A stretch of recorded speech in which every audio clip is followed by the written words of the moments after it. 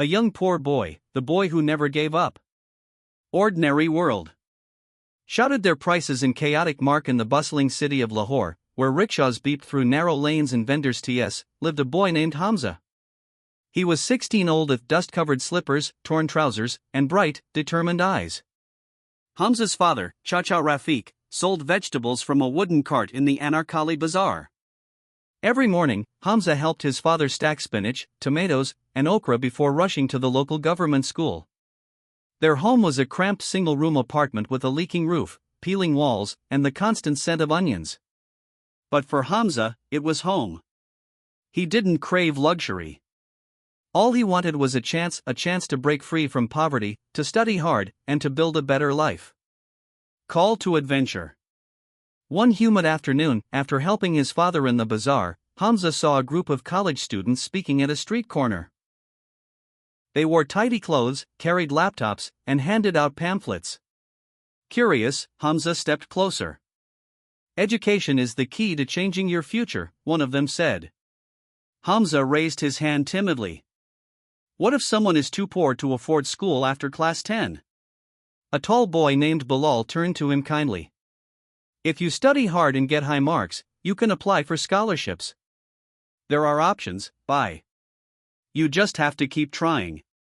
That night, Hamza couldn't sleep. The word scholarship danced in his head like a distant melody. He didn't understand the full meaning, but he knew it meant opportunity. Refusal of the call. The next day, Hamza shared his dream with his father. "Abba, I want to study hard and apply for a scholarship.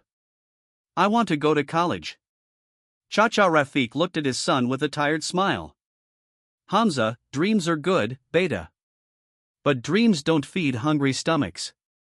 We barely afford your school books now. How will we manage more?" Hamza nodded slowly, disappointment flooding his chest. Maybe his father was right. Maybe poor boys didn't get to dream. But deep inside, something whispered, "Don't give up yet."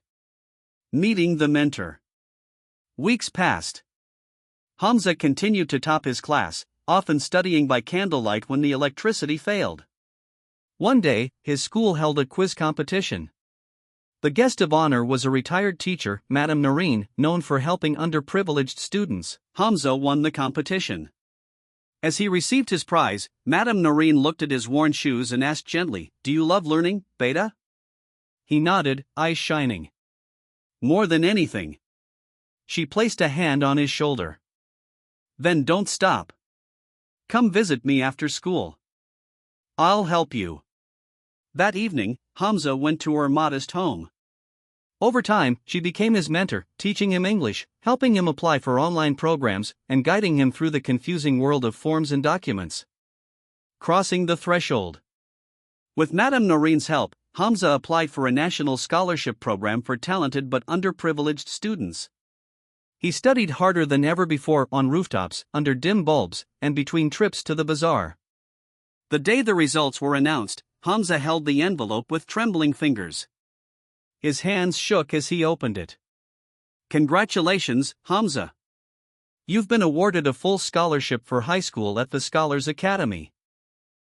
He ran all the way home, tears streaming down his face. He had done it. He had crossed into a new world. Tests, allies, and enemies. The Scholars Academy was like a different planet.